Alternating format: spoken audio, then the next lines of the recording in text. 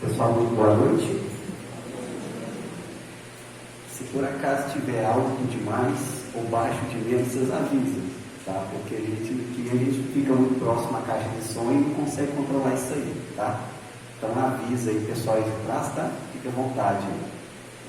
Pessoal, então, para iniciar a nossa reunião de hoje, vamos elevar o nosso pensamento, vamos agradecer a Deus, ao Mestre Jesus, pela oportunidade de estarmos aqui juntos na Casa Espírita Amor e Luz para discutir de alguma maneira os princípios, os fundamentos da doutrina espírita, os ensinamentos evangélicos, e que tudo isso seja importante para nos proporcionar melhorias no nosso dia a dia, na nossa formação íntima, e que assim seja. Pessoal, então, hoje, a nossa tarefa aqui é discutir um pouco, um capítulozinho de uma página do livro Religião Espírita. É um livro psicografado por Chico Xavier. Então eu vou começar justamente lendo, tá, essa mensagem para vocês. É uma mensagem curta e depois a gente vai discorrer sobre ela, tá? Então a mensagem é mais ou menos assim: tentação e remédio. Qual acontece com a árvore a equilibrar-se sobre as próprias raízes? Guardamos o coração na tela do presente, respirando o influxo do passado. É assim que o problema da tentação, antes que nascido de objetos ou paisagens exteriores, surge fundamentalmente de nós na trama da sombra em que se nos enovelam os pensamentos. Acresce ainda que essas mesmas ondas de força experimentam a atuação dos amigos desenfaixados da carne, que deixamos à distância da esfera física, motivo porque, muitas vezes, os depulsos mentais que nos incomodam levemente, de início, no campo dessa ou daquela infeliz, gradualmente se fazem quadros enormes e inquietantes em que se nos aprisionam os sentimentos, que passam, muitas vezes, ao domínio da obsessão manifesta. Todavia, é preciso lembrar que a vida é permanente renovação, propelindo-nos a entender porque o cultivo da bondade incessante é um recurso eficaz contra o assédio de toda influência perniciosa. É o trabalho, por esta forma, o antídoto adequado, capaz de anular toda enquistação tóxica do mundo íntimo, impulsionando-nos ao espírito a novos tipos de sugestão, nos quais venhamos a assimilar o socorro dos emissários da luz, cujos braços de amor nos arrebatam ao nevoeiro dos próprios enganos. Assim, pois, se aspirais a vitória sobre o visco da treva que nos arrasta para os despenhadeiros da loucura ou do crime, ergue no serviço a felicidade dos semelhantes, o altar dos teus interesses de cada dia, porquanto mesmo o delinquente confesso, em que, se decidindo a ser o apoio do bem na terra, transforma-se pouco a pouco em mensageiro do céu. Bom, inicialmente eu digo para vocês que eu li essa mensagem a primeira vez e não entendi nada. Para isso a gente pesquisa, a gente se informa um pouco a respeito do que quer dizer a mensagem, aonde foi publicada, procura saber um pouco mais, lê alguma coisa aqui, vê uma palestra ali e vai formando, a nossa opinião, o nosso conceito sobre alguma coisa. A primeira vez que a gente vê um texto complexo como esse, principalmente da doutrina espírita, é muito comum a gente achar que não entendeu nada. E isso provavelmente já aconteceu com muitos aqui. De certa forma, isso até nos desestimula, mas, de uma certa forma também, te provoca a buscar informações sobre aquilo ali. Entendeu? Bom, então, para a gente começar a entender essa mensagem, o que essa questão da tentação e remédio quer dizer, a gente tem que entender o contexto que o livro Religião dos Espíritos foi publicado, foi desenvolvido. Ok? Então a gente começa por aí para tentar entender essa mensagem que é de certa forma complexa. O livro Religião dos Espíritos foi publicado em 1960, a partir de 91 reuniões que fizeram em Uberaba, a partir da mediunidade Chico Xavier, fizeram 91 reuniões, e Emmanuel ia contribuindo, explicando algumas perguntas do Livro dos Espíritos. Então, qual que é o objetivo desse Livro dos Espíritos, esse livro Religião dos Espíritos? É discutir a doutrina espírita com base no aspecto religioso. Sabemos que a doutrina espírita está basada em 3 fundamentos. Quais são eles? Ciência, filosofia. A todo momento a doutrina dos espíritos, a doutrina espírita, ela concorda com Sócrates, com Platão, com a filosofia, com a história da filosofia, principalmente os pensamentos dos socráticos, né? E também ciência, filosofia e religião. Então eles quiseram pegar algumas questões-chave da doutrina espírita e levar para uma reunião para discutir isso sob o ponto de vista religioso. Daí nasceu o livro Religião dos Espíritos, cujo capítulo 3 é isso que eu acabei de ler. Entendeu? Bom, então, continuando essa ideia, nós temos que saber qual que é a pergunta que se trata tudo isso que eu li. O Livro dos Espíritos são 1018 perguntas, aquele esquema de pergunta e resposta.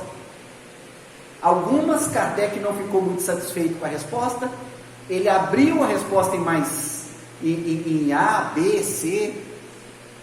Ele foi pesquisando, foi confrontando várias respostas, até mesmo porque ele não era bobo, não é porque chegou a resposta para ele que ele ia aceitar como uma verdade.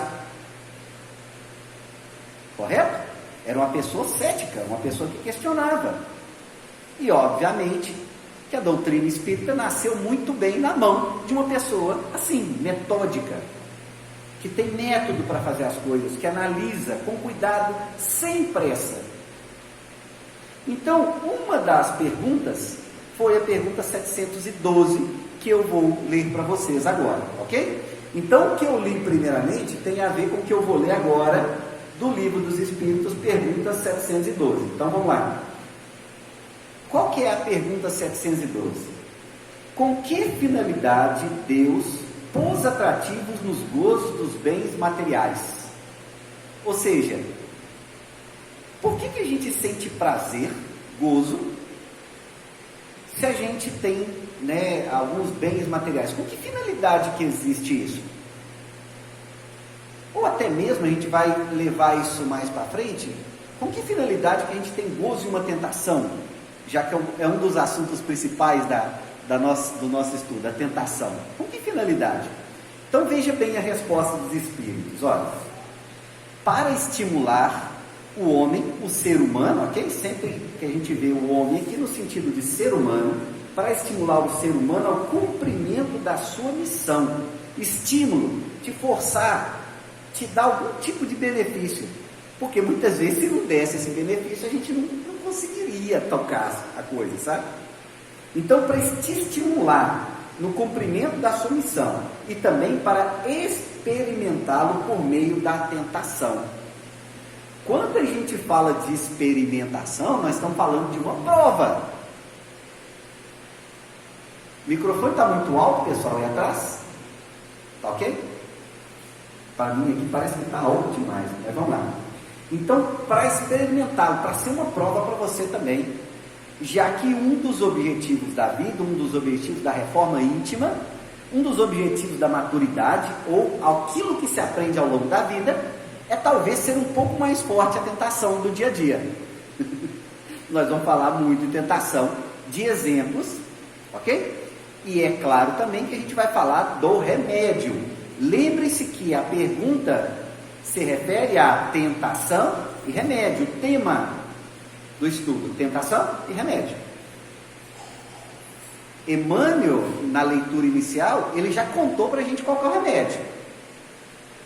Mas daqui a pouco nós vamos perguntar de novo e nós vamos focar nesse remédio. Qual que é o remédio para tudo isso que a gente está falando? Para a tentação, para os maus pensamentos, para aquele desejo incontrolável, para as más tendências, que também chamamos de más inclinações. Emmanuel vai falar para a gente daqui a pouquinho, ok? Bom, não satisfeito com essa resposta, Kardec então abre a 712A. Essa que eu li, a resposta é 712. Então, na 712A, Kardec pergunta o seguinte: qual que é o objetivo dessa tentação? Aí eles respondem: desenvolver-lhe ao ser humano a razão que deve preservá-lo dos excessos. Então quer dizer que um dos objetivos da vida, um dos objetivos dessa escola nossa chamada Terra, uma das coisas que a gente tem que aprender na vida, está muito claro aqui. Qual que é? Os excessos. Isso é palpável para todo mundo? Talvez isso não foi palpável quando a gente era mais jovem. Eu não estou vendo aqui muita gente jovem não. Quer dizer, jovem todos nós somos, né? Todos nós somos. Mas eu acho que todo mundo aqui já percebeu que não é muito para o lado dos excessos. Obviamente que isso vem com o passar do tempo, com os anos, com a maturidade, com o dia a dia, quebrando a cabeça com as coisas, perdendo, ganhando, mas um dia a gente percebe isso aí. Bom, aí, em várias perguntas do Livro dos Espíritos, Kardec coloca uma explicação, e nessa pergunta, abaixo dela, Kardec coloca a seguinte explicação. Vamos lá. Se o ser humano só fosse estimulado ao uso dos bens terrenos pela utilidade que tem, sua indiferença poderia comprometer a harmonia do universo.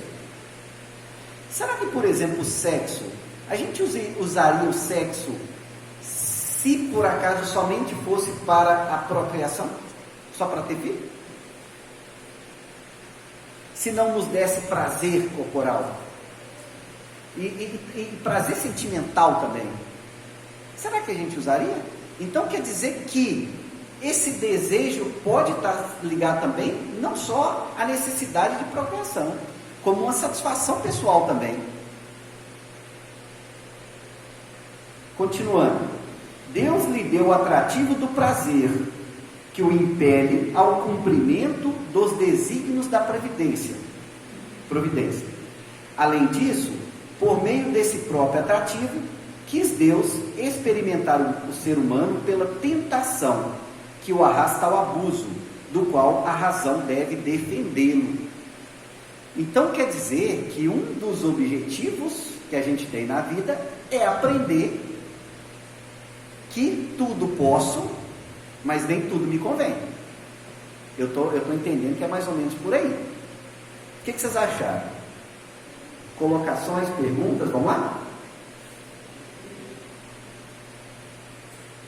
Eu estou vendo que, pela análise aqui que a gente fez, pergunta 712 está te falando claramente, olha, uma das coisas que você tem que aprender na vida é que você tem que tomar cuidado com os excessos.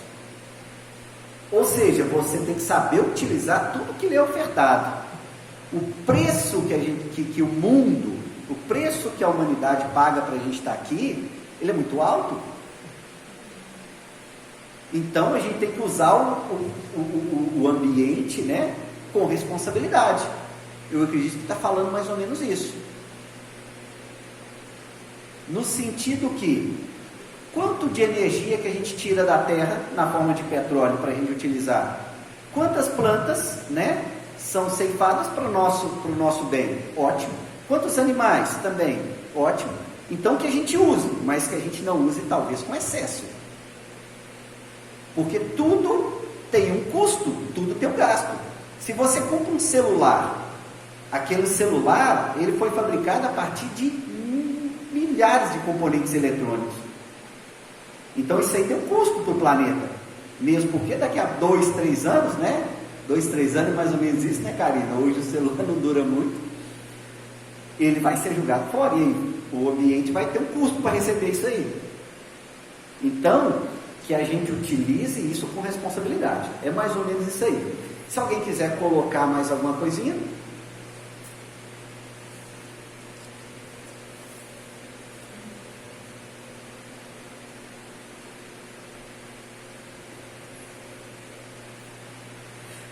Bom, é interessante o seguinte, nós falamos na maturidade, a gente tem que aprender a controlar as coisas. Hoje também as coisas são muito mais fáceis.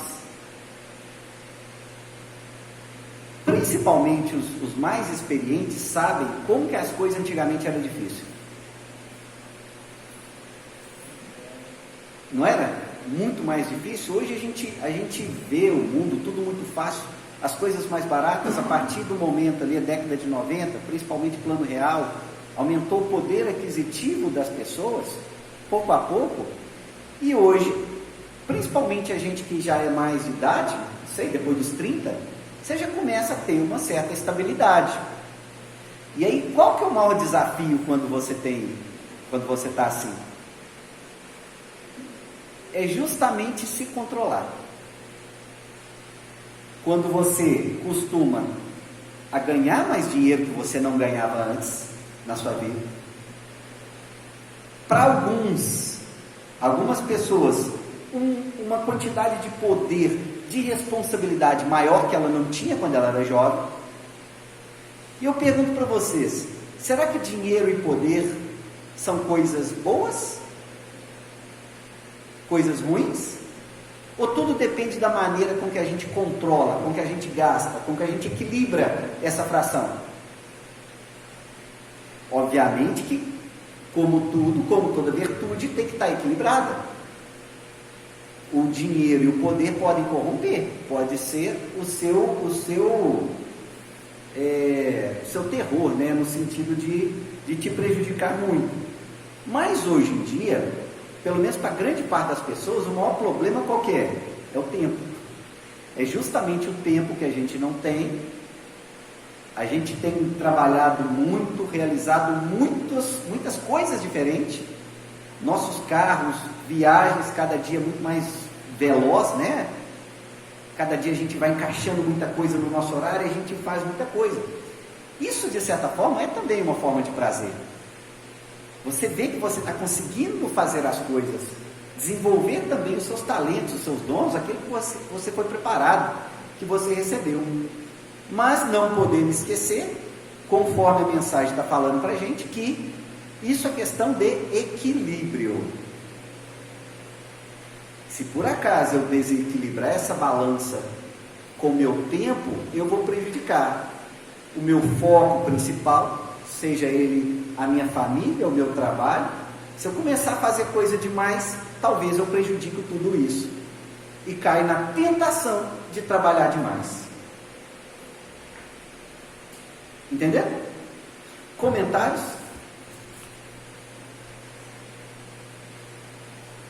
Bom, então agora eu vou perguntar, o que é essa tal da tentação? Se a gente fosse definir o que é tentação, quem que define para mim tentação? Um sentimento, um desejo? O que pode ser essa tal dessa tentação? Dependendo, você pode falar, olha, a tentação é aquele cachorro bravo, que você corre dele, mas que você está doido que ele te pega. Entendeu? É algo ruim, mas você quer que te pega. De certa forma, é uma das coisas que a gente consegue, que a gente tenta controlar. Mas o que é essa tal de tentação? O que é, gente, essa tal de tentação?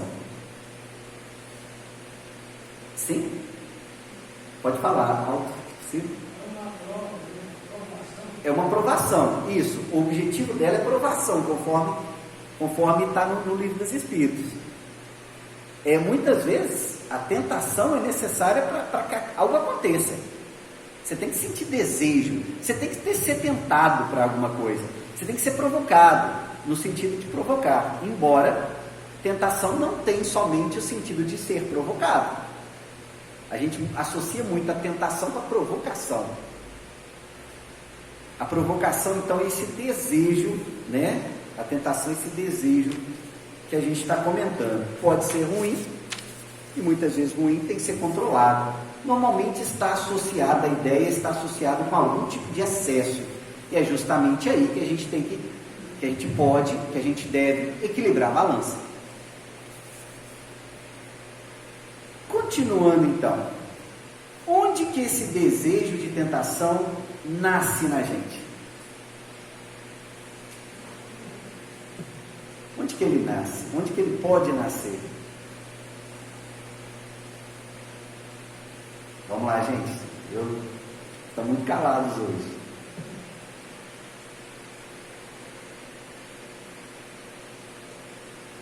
Onde que nasce? Nasce no meu íntimo. Pode ser a partir de todo o conhecimento, toda a bagagem, todas as minhas vivências aqui dessa encarnação. Mas a gente acredita, conforme a mensagem de Emmanuel, que pode ter alguma coisa enraizada em nós, que também te faz cair na tentação, que também aumenta o seu desejo por alguma coisa que talvez não te faça bem. Isso aí é justamente as raízes que Emmanuel se referiu. Então, para a gente entender essa questão melhor, ok? Vamos agora fazer uma nova leitura da mesma mensagem, porém com outros olhos. Ok? Vamos tentar então. Se alguém quiser comentar alguma coisa antes disso.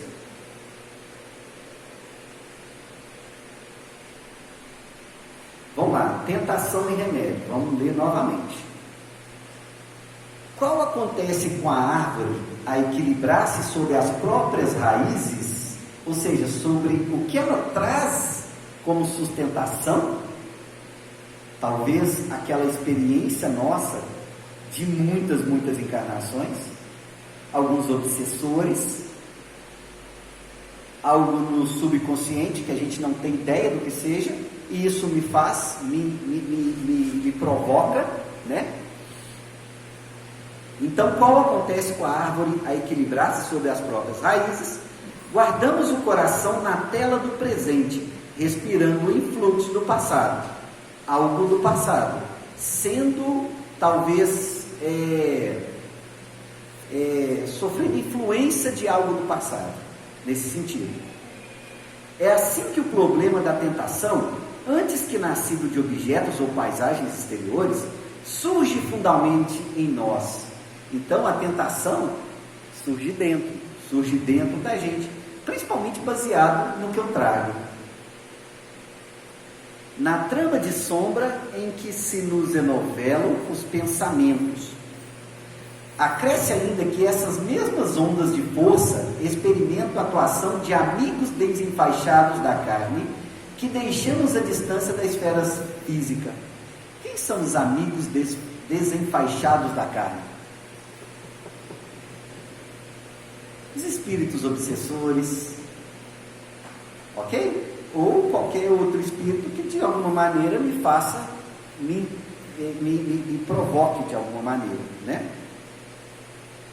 Motivo que, muitas vezes, os debuxos mentais que nos incomodam levemente de início, no campo dessa ou daquela ideia infeliz, gradualmente se fazem quadros enormes e inquietantes em que se nos aprisionam os sentimentos, que passam muitas vezes ao domínio da obsessão manifesta. Todavia, é preciso lembrar que a vida é permanente renovação, propelindo-nos a entender que o cultivo da bondade incessante é o recurso eficaz contra o remédio de toda influência perniciosa. É o trabalho, por esta forma, o antídoto adequado, capaz de anular toda a inquistação tóxica do mundo íntimo, impulsionando-nos os espíritos a novos tipos de sugestão. Então, vamos falar de coisa boa? Vamos falar do remédio agora? Então, pergunto para vocês, de maneira simples, poucas palavras, o que seria o remédio então? Nós vimos a tentação, associamos com a pergunta, né, o texto, e agora vem a próxima pergunta. O que é o remédio? Em poucas palavras.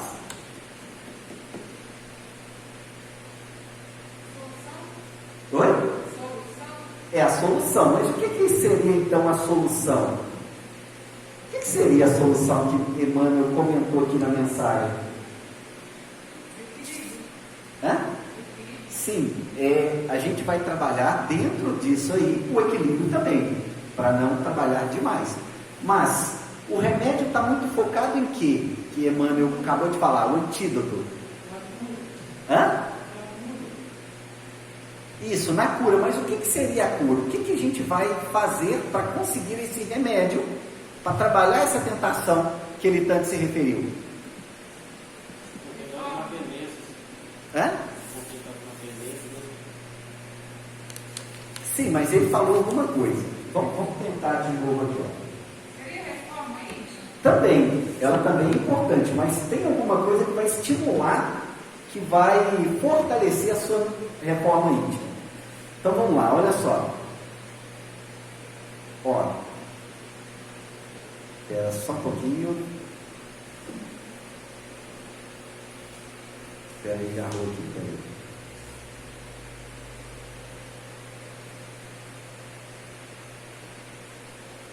Aqui, ó. Todavia, é preciso lembrar que a vida é permanente renovação. Nós estamos sempre em reforma íntima, né? Reforma íntima é importante, inclusive, a gente deve terminar falando dela, de tão importante que ela é. A gente vai discorrendo, vai falando, e no final a gente cai na reforma íntima. Então, ó, é preciso lembrar que a vida é permanente renovação, propelindo-nos a entender que o cultivo da bondade incessante é o recurso eficaz contra o assédio de toda influência perniciosa. É o trabalho, por essa forma, o antídoto adequado. Então, gente, qual que é o remédio? É o ponto-chave, né, da questão. O que é o remédio? É o trabalho no bem. E aí você pergunta, o que é? Sim. Isso, orar e vigiar, com certeza. Então, gente, o trabalho no bem é o remédio. Mas o que é trabalhar no bem? Boa pergunta. A gente tem ideia do que seja trabalhar no bem. Todos aqui trabalham no bem, tem certeza. E tenho certeza também que há algumas outras coisas que também é trabalhar no bem, que a gente não tem ideia. Por isso, daqui a pouco, nós vamos querer 10, né? Nós vamos cobrar na avaliação 10 itens relacionados com o trabalho no bem, e eu tenho certeza que nós vamos falar, tá? Mas vamos continuar, olha só.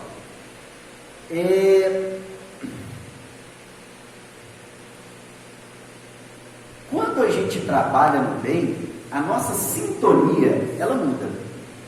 E aí é preciso a gente entender uma coisa interessante.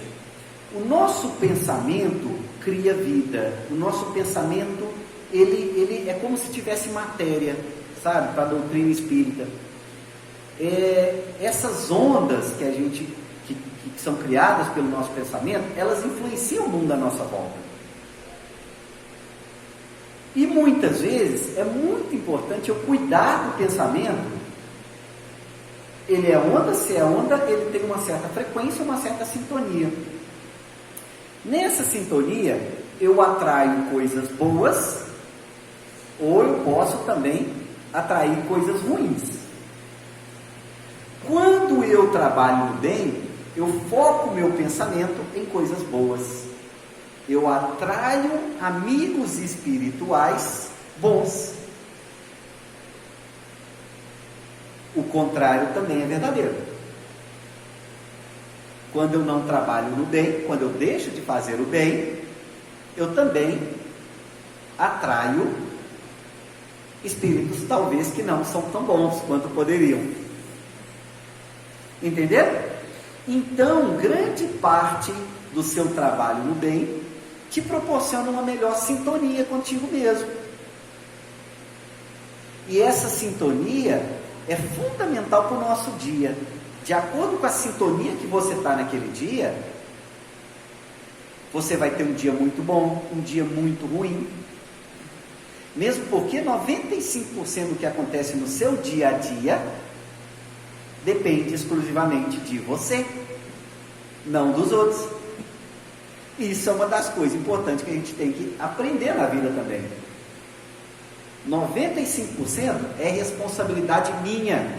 Se eu quebrei a cara, e 95% das vezes, é responsabilidade minha. Algumas decisões que eu tomei no passado. Isso ensina? Claro, isso educa, gente. Isso muda a gente. Isso deixa a gente, de certa forma, mais virtuoso também. Mais paciente, mais compreensivo. Isso faz parte da vida. Oi? Sim, com certeza, mais humilde também. E assim, a humildade é algo que é necessário que a gente desenvolva. É difícil, muitas vezes o orgulho que a gente traz de várias encarnações, ou que a gente desenvolve por algum motivo aqui nessa encarnação também, isso apaga muito essa capacidade que a gente tem de desenvolver a humildade. E a partir do momento que a gente trabalha no bem, que a gente trabalha esse remédio para a tentação, a gente nos muda a nossa frequência, a nossa vibração, a nossa sintonia dos nossos pensamentos. E vocês querem saber de uma coisa? Muda o ambiente que está à nossa volta. Provavelmente vocês já perceberam isso em alguma situação. Uma pessoa que chega num ambiente com essa vibração, você percebe que aquela pessoa está fazendo bem para aquele ambiente. Você percebe, você sente isso. E muitas vezes, quando você está fluindo bem, você passa isso para as pessoas, você percebe também que elas estão percebendo e elas estão se melhorando também. Então isso é fundamental para um ambiente harmônico, para um ambiente de trabalho harmônico, para um lar harmônico, a gente tentar harmonizar na medida do possível no trabalho do bem, até mesmo com quem está lá comigo no meu lar, no dia a dia, né, que é justamente os de mais difícil convivência, porque estão se vendo todo dia. Sim? Muitas vezes, isso decorrer quando a gente acorda, muda muito. Quando a gente acorda pensando, nossa, vai dar tudo errado no serviço, no trajeto, a chance daquilo acontecer é alta. Você levando com um pensamento positivo, não, o que fazer vai dar certo, eu vou tentar melhorar, conversar melhor com as pessoas, desejar um bom dia, tudo vai dar certo, e ficar muito bem, né? Porque a vibração que você criou de praticar o bem, você falou, irradia para todos os lados, né? Exato, isso aí depende muito como a gente começa, né? De qualquer forma, todos nós, independente de quem a gente seja, né? Alguns mais, alguns menos, tem dias ruins, tem vibrações ruins, né? O importante é que pelo processo da reforma íntima, a gente tenha mais dias bons do que dias ruins, cada vez mais. Essa é a tendência. Se por acaso a gente está trabalhando, está evoluindo de maneira contrária, é momento de uma profunda reflexão íntima e tentar talvez mudar alguma coisa, né? Bom, então aí vem a pergunta, né? O que é trabalhar no bem? 10 exemplos de trabalhar no bem. 10 exemplos. Alguns são mais claros, alguns não estão ainda muito claros, mas vamos tentar, vamos colher 10 exemplos. Vamos lá. Caridade. Oi? Caridade. Desculpa. Caridade. Isso, mas exemplo prático de caridade. Vamos lá. Hã? Amor. Mas exemplo prático do nosso dia a dia que está assim, fácil da gente fazer. Ouvir o próximo. Ótimo. Ouvir o próximo. Tem a ver com amor e tem a ver com a caridade. Aliás, para um mundo onde ninguém tem tempo, ouvir pode ser uma das formas de caridade mais difíceis de ser praticada. Ouvir mesmo. Sabe? Porque muitas vezes é difícil ouvir. E as pessoas... A gente precisa ser ouvido por alguém. Entendeu? Eu acho que faz parte. A gente precisa disso. E a gente precisa também dar essa oportunidade para a pessoa. Então, ouvir um colega de trabalho, o cônjuge, o filho, a filha, sei lá, ouvir. O que mais? Uma? Faltam 9. Hã? Sim. Em qual sentido? Ajudar? Você está com uma dificuldade, você ajudar aquela pessoa. Né? Ah, tá. Uma ajuda, por exemplo, mas você fala uma ajuda material? Não, uma ajuda espiritual. Uma ajuda espiritual. Você um abraço ali, você conversar, não ouvir, ajudar em todo sentido. Né? Exato. Exato. Então, ajudar disponibilizando seu tempo para conversar com a pessoa, ótimo. Duas coisas relacionadas ao tempo. Duas coisas que vão de encontro à caridade. A caridade é uma palavra muito mal compreendida, sabia? Muitas vezes a gente associa a caridade com algo material. E a caridade não é só material, ela é material também. A pessoa precisa do pão, ela precisa de alguma coisa. Nós precisamos, sim. Então a caridade, obviamente, que ela também vai ser material, mas não é só isso. A caridade vai muito além. E hoje a maior dificuldade que a gente tem é doar o tempo para ouvir, para conversar. Então vamos lá, duas formas de remédio, duas formas de trabalhar no bem. Terceira, faltam 8.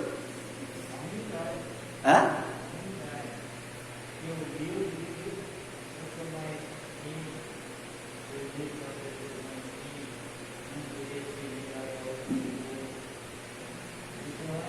Sim, esse é o remédio principalmente para nós mesmos. O principal ganho da unidade é meu. Mas assim, para a gente tentar trabalhar no bem. Compreender o próximo tem a ver com ouvir, né? Tem a ver com ir lá e conversar. Vamos pensar em mais alternativas. Vamos lá. Um abraço. Vamos colocar algo mais prático, talvez uma visita a um local, onde ali as pessoas talvez estão passando um tempo ali, não tem muitas pessoas para cuidar? Sim, então vamos colocar um abraço em pacientes no hospital, ou na Vila Vicentina? Pode ser. Tem a ver com doação do tempo? Sim, nós estamos doando o nosso tempo. Até agora nós não falamos nada material, olha que beleza. Pode ser material? Obviamente que pode. O material é necessário. A casa espírita nossa, ela também trabalha o material. Tanto que ela tem um projeto muito interessante, muito bem coordenado, de doação de cestas básicas, que são necessárias. Então vamos botar isso como quarto. A doação de cesta básica, doação de algum recurso, que também é importante, é um trabalho no bem, que também toma tempo, né, da turma e da casa espírita. Obviamente que a turma que trabalha, a gente que ouve, a gente que visita, a gente que conversa, o principal ganhador disso tudo é nós mesmos, viu gente? Não é quem recebe não. Quem faz a caridade é o principal ganhador, porque está doando, está se doando. E se essa caridade for de livre, espontânea vontade, principalmente de algo que não está sobrando, talvez, ela é potencializada. Dar o que está sobrando é muito fácil. O problema é dar quando os seus recursos são escassos. Então vamos lá, 4. Queremos mais 6.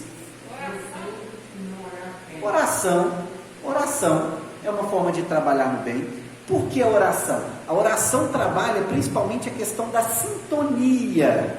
A sintonia nossa, mas sintonia principalmente do nosso lar e do mundo.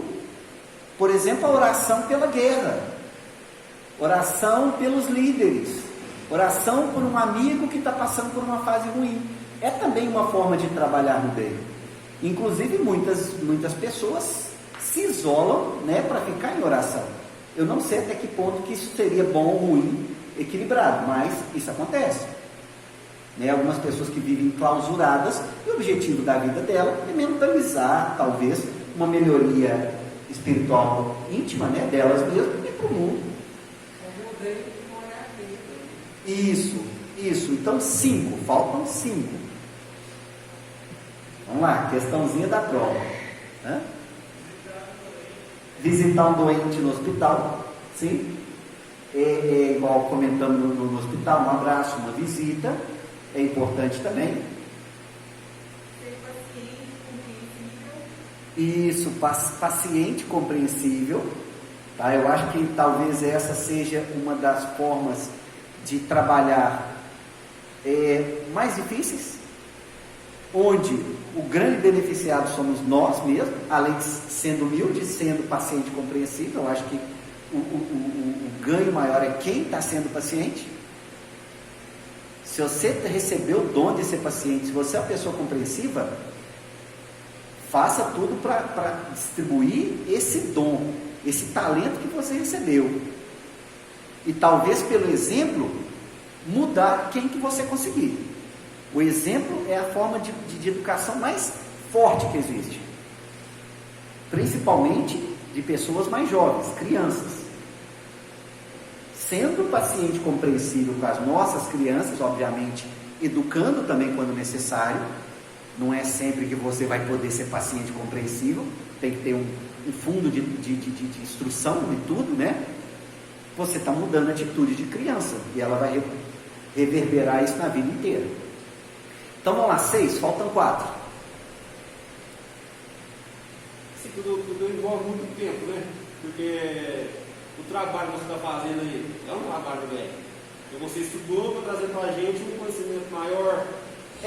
E aí vamos ampliar o trabalho da casa espírita. Por exemplo, aqui nós temos trabalhadores aqui que arrumam as cadeiras antes, eles não são muito vistos, mas arrumam as cadeiras antes de todo mundo chegar, varrem essa sala, recebem as pessoas ali na porta, controlam a biblioteca, aos sábados fazem uma sopa, né? Temos também o trabalho tínhamos, né, antes da pandemia, o trabalho da visita, de recolher alimentos através da campanha do quilo. Tudo isso aí é uma forma de trabalho do bem também. E assim, é muito gratificante, né? Você vir trabalhar na campanha do quilo, né, Elvis? A gente vir trabalhar no domingo de manhã, a gente chega a cansar, né? Acordar cedinho, mas depois quando a gente vai embora, é uma gratidão interna muito grande, né? 7, faltam 3. Será que a gente pensar em um trabalho, por exemplo, em uma ONG, organização não governamental, para a nossa cidade, é um trabalho bem? Sim, a gente pode envolver as pessoas também, coordenar, dar condições para as coisas acontecerem, chamar as pessoas envolvidas e tentar estimular de alguma maneira. Tem muita gente boa querendo trabalhar, gente, muita gente boa, mas para a pessoa se ligar, a pessoa ter uma oportunidade para trabalhar, alguém tem que ir lá e chamar ela. Porque muitas vezes ela ainda não se despertou que ela pode colaborar de alguma maneira para a cidade com que ela vive. Nós temos que participar de alguma coisa dentro da cidade. Seja na Vila Vicentina, na Casa Espírita, na Igreja Católica, aonde você estiver, você tem que colaborar, você tem que florescer em algum lugar, entendeu? Em alguma instituição não governamental, alguma ONG ou alguma igreja, é importante a gente colaborar de alguma maneira. A gente tem que dar nossa parcela de colaboração também. Lembre-se, os beneficiados não são eles, não somos nós mesmos, tá? Então 8, faltam 2. Sim, tem muito a ver também com a humildade, tem a ver com escutar, com a paciência. Se colocar no lugar do outro, sim. Obviamente que quando a gente se coloca, a gente compreende e tem a ver com o que a gente já falou. Vamos pegar mais um exemplo então para a gente tentar fechar esses 10 de uma maneira mais prática. Vamos lá. O que a gente pode fazer? Trabalho do bem. Sim, mas vamos de uma maneira mais objetiva, assim, mais palpável. Tudo isso que a gente falou tem a ver com amor. Tudo isso que a gente falou, hora nenhuma, o trabalho no bem é o trabalho do amor. Principalmente se você trabalha sem receber. Sim. Se tivesse do lado material, né? Se uma pessoa está precisando de uma ajuda, ir na cidade fazer uma consulta, talvez não tenha um carro, você tem um carro, levar aquela pessoa, ajudar uma pessoa a atravessar uma rua. Exato. Ou seja, gente, existem muitas formas de trabalhar no bem. Talvez a gente não falou nem a 10ª parte delas. E obviamente que a gente tem que buscar criar alternativas para isso acontecer. Pode ser que ninguém me chame ali para trabalhar, para entrar dentro de uma instituição, para colaborar de alguma maneira. Então eu tenho que muitas vezes criar oportunidade para isso acontecer, conhecendo as pessoas, me oferecendo, porque há muito trabalho para fazer, entendeu? Na seara do Cristo tem muito trabalho, e precisa-se de muitos trabalhadores, ok? Se por acaso não ajudamos uma instituição, uma agremiação, qualquer que ela seja, que trabalhamos o bem em casa, como por exemplo a compreensão, paciência, diálogo. Muitas vezes é difícil, mas é necessário que a gente trabalhe isso também. E aproveitando a sua fala, está comentando para fazer isso sobre evangelização. Precisamos de pessoas para ajudar na evangelização. Isso, muito bem. Falou, tem que ver essas pessoas, se alguém se interessar, né, ajudar, procurar a Rubiane. Precisamos de pessoas para ajudar na evangelização. Isso. Ok? Evangelização de crianças. Pouco a pouco a casa vai retomando as suas atividades, né? Algumas já voltaram de maneira plena, né? Mas algumas ainda estão voltando lentamente, ok? Espero que daqui alguns meses já esteja tudo normal, e vocês vão ver que é um mundo de oportunidades para a gente trabalhar no bem também. Mas não quer dizer que seja só a casa espírita não, gente. Trabalho tem muito lá fora, em qualquer agremiação, igreja, tem muito lugar para a gente poder trabalhar e desenvolver esses dons, esses talentos que a gente recebeu. E se a gente recebeu esses talentos, esses dons, como por exemplo o dom de ser paciente, o dom de escutar as pessoas, de trabalhar com amor, de doar tempo, a gente não pode enterrar isso não, nós temos que multiplicar. Levantar a mão, Paulinho, levantar a mão. Temos que multiplicar de alguma maneira. Bom, sim? Isso é muito importante, porque a espiritualidade diz muito taxativamente: se o trabalhador está pronto, o serviço aparece. Não aparece quando a gente não tem disposição para trabalhar, porque aí nada vai servir. Tá? Se há alguma disposição, inevitavelmente alguma coisa vai ser encaminhada na sua direção para você fazer o exercício. Exato. Tem uma coisa importante da liderança, que é botar algumas atribuições na mão de normalmente quem não tem tempo. Essas pessoas que normalmente não têm tempo são as pessoas que vão desembolar, vão resolver as coisas, vão fazer as coisas acontecer.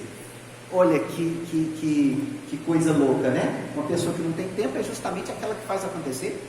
E grande parte dos momentos da nossa vida, gente, a gente acha que não está preparado para fazer as coisas. Nós não estamos preparados para assumir o namoro, nós não vamos estar preparados para ser pai porque a gente nunca foi, nós não vamos estar preparados para trabalhar no atendimento fraterno porque eu nunca fiz. Crie a oportunidade, e depois que a oportunidade aparece, corra atrás para aprender a trabalhar daquela maneira, converse com as pessoas. O Vicente falou uma coisa importante: o que vale, muitas vezes, é a sua força de vontade, e não quanto você estudou ou se preparou para fazer aquilo ali. O que vale é a força de vontade, é o sentimento que está dentro de você para querer fazer as coisas acontecer, para querer transformar o mundo, já que o mundo precisa de transformação. Entenderam? Se você está com esse sentimento, as coisas vão acontecer naturalmente. Um pouquinho que você faça aqui já ajuda. Não queira mudar o mundo, talvez nós não estamos preparados para mudar o mundo, para ser revolucionário, para ter 1 milhão de seguidores.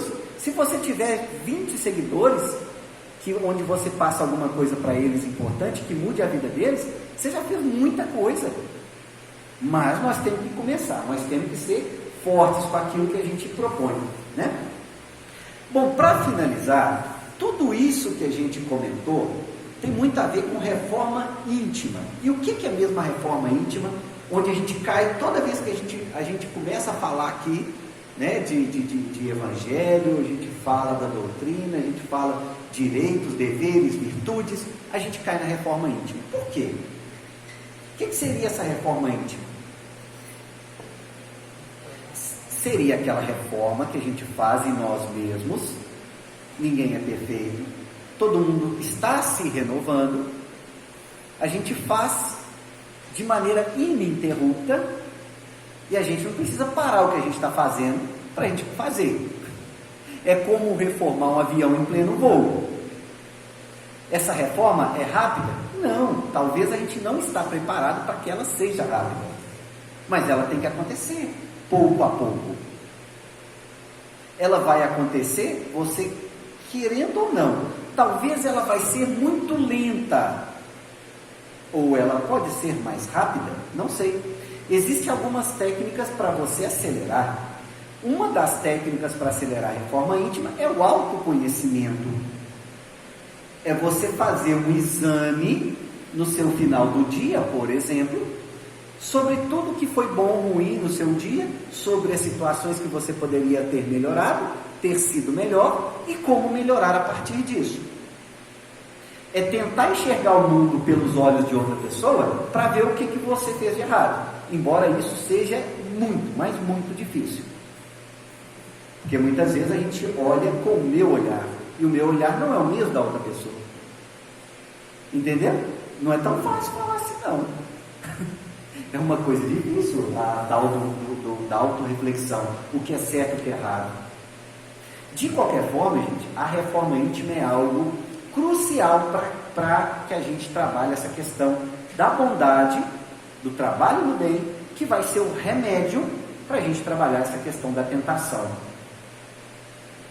Ok? Vai ser uma das bases do trabalho do bem, a gente se reformar como pessoa. Comentários, temos mais 5 minutos aí. Comentários, perguntas. Alguém quer acrescentar alguma coisa? Algo que não tenha ficado claro? Se eu não souber, o Vicente está ali e pergunta para ele. Certa feita, eu fiz uma série de estudos sobre a reforma íntima e o fato me chamou a atenção. Que a reforma íntima não é a gente pegar como se fosse um carro velho e jogar uma tinta nele, desamassar e jogar uma tinta nele. Mas que a reforma é formar novamente, de acordo com uma nova visão, de acordo com um novo conceito. É formar de novo, não é reformar o velho. A gente entende mais facilmente que seria reformar o velho. Não, mas agora com uma nova visão, formar uma estrutura de pensamento, de atitude, com base em novos conceitos. Quais conceitos? Os conceitos do Evangelho, clarificados pela doutrina espírita. Muitas vezes é aquilo que o indivíduo conta uma história no livro dos Mensageiros, de um indivíduo que reencarnou e junto deles viriam 7 espíritos, 7 pessoas que iriam ajudá-lo no mandato mediúnico dele. E ele reencarna, ele tem um filho de um determinado sujeito que se enviúva e casa-se com uma viúva de 7 filhos. E ambos desencarnam daí a algum tempo. E ele fala, quem é que eu tenho as poucas? Eu não tenho meus parentes, não. Eu nem conheço esses meninos. Só que esses eram os meninos que haviam reencarnado para auxiliar na missão, no mandato mediúnico dele. Está no livro dos Mensageiros, o caso de Segismundo. Resultado, ele se perde, ele perde a existência, porque faltou alguém que chamasse atenção, faltou o apoio da espiritualidade, mas o dever da fraternidade, de formar um conceito novo. Esse menino caiu na minha porta e deve ter alguma coisa comigo, né? E não foi essa a sua opção, e a sua existência foi desastrosa. Então formar novamente de acordo com os novos conceitos que nós temos. Vale a pena a gente conhecer no livro Os Mensageiros, no caso de Segismundo. É complicado? De repente você arranja 7 meninos para tomar conta, fala, você não tem nada com esse menino? Não tem, mas tem. Não tinha, mas tinha. Fica até difícil de julgar, complicado. Pessoal, mais algo a acrescentar? Vamos passar então para o trabalho dos passos? Vamos convidar os médios passistas?